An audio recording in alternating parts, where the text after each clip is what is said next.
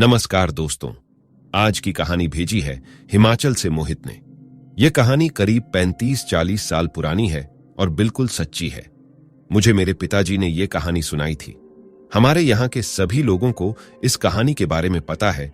हमारा गांव जहां है वह एक पहाड़ी इलाका है। अब तो फिर भी इलाका बहुत मॉडर्न हो चुका है, लेकिन 35-40 साल पहले यह इलाका बहुत ही सुनसान और वीरान हुआ करता है। ज्यादा आबादी भी नहीं थी। तो कहानी ऐसी है कि करीब 40 साल पहले हमारे ही गांव का एक फौजी छुट्टी पर घर आया था। पहाड़ी इलाका था और बहुत पिछड़ा भी था, इसलिए कोई भी बस या कोई और साधन सीधा गांव तक नहीं आता था। बस सीधा मेन बस अड्डा पर ही उतारती थी और वहां से पैदल ही गांव तक आना पड़ता था, पहाड़ों के बीच से। तो वो फौजी पैदल ही रात के समय सुनसान इलाके से घर आ रहा था। जब वो रास्ते में ही आ रहा था, उसको अचानक सड़क किनारे जंगल में किसी लड़की के रोने की आवाज सुनाई दी। फौजी था, इसीलिए बहादुर भी था। तो वो जंगल के अंदर चला गया देखने के लिए कि कौन रो रहा है। कोई और होता तो शायद इतनी हिम्मत भी नहीं कर पाता। अब वो अंदर पहुंचा तो उसने देखा कि अंधेरे में एक पेड़ के नीचे एक जवान लड़की अकेली बैठी है और रो रही है। वो उस लड़की के पास पहुंचा और उससे पूछा कि वो वहां कैसे पहुंची और उसका घर कहां है और वो रोके रही है। लड़की जवान थी और बेहद खूबसूरत भी थी, लेकिन उसको कुछ याद ही नहीं था। लड़की रो रही थी और उसने फौजी से उसको अपने साथ ले जाने के लिए रिक्वेस्ट किया। फौजी उस लड़की को अपने घर ले आया। अगले ही दिन पूरे गांव में यह बात फैल गई कि फौजी किसी लड़की को लाया है जंगल से। सबने जानने की कोशिश की कि लड़की कौन है, कहां से आई है, लेकिन उस लड़की को कुछ भी याद नहीं था। शायद उसकी याददाश्त हो चुकी थी। सबको लगा लड़की फौजी के घर ही रहने लगी। फौजी लड़का भी जवान था और उसकी भी शादी नहीं हुई थी।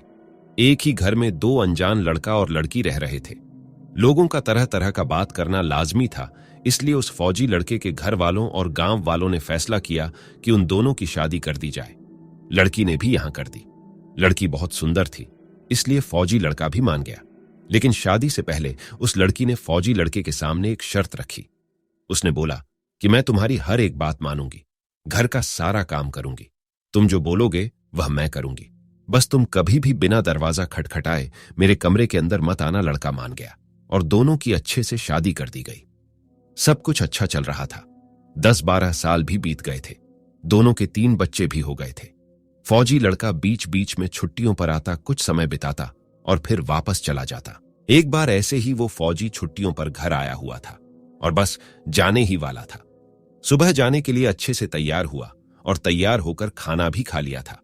उसकी पत्नी ने अच्छे से उसको खाना बनाया और उसको विदा कर दिया। फिर वो बाहर चला गया बस पकड़ने के लिए। कुछ दूर जाने पर उसको याद आया कि वह कुछ जरूरी सामान घर पर ही भूल गया है, तो जल्दी जल्दी वापस घर की तरफ गया। जल्दबाजी में उसको अपनी पत्नी की वो बात ही याद नहीं रही जिसमें उसकी पत्नी ने उसको बोला था कि कभी भी बिना दरवाजा खटखटा उसके कमरे के अंदर नहीं जाना है।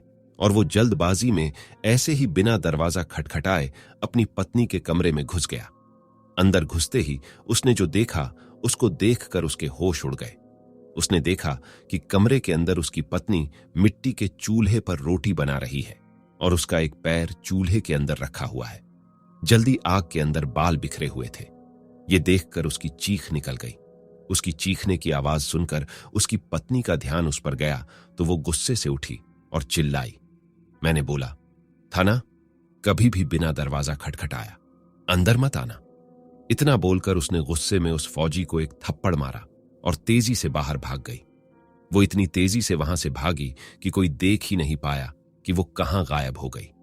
उस थप्पड़ की चोट ऐसी थी कि उस फौजी की गर्दन हमेशा के लिए टेढ़ी हो गई और बुढ़ापे तक टेढ़ी ही रही। उस दिन के बाद किसी ने उस लड़की को नहीं देखा। गांव के लोग आज भी इस बारे में बातें करते हैं, लेकिन किसी को कुछ नहीं पता है कि वो लड़की कौन थी और कहां से आई थी। उम्मीद करता हूं दोस्तों, आप सबको यह कहानी बहुत पसंद आई होगी। आगे और भी दिल दहला देने वाली कहानियां सुनने के लिए हमारे चैनल A1 डर वाली कहानियां को सब्सक्राइब करें।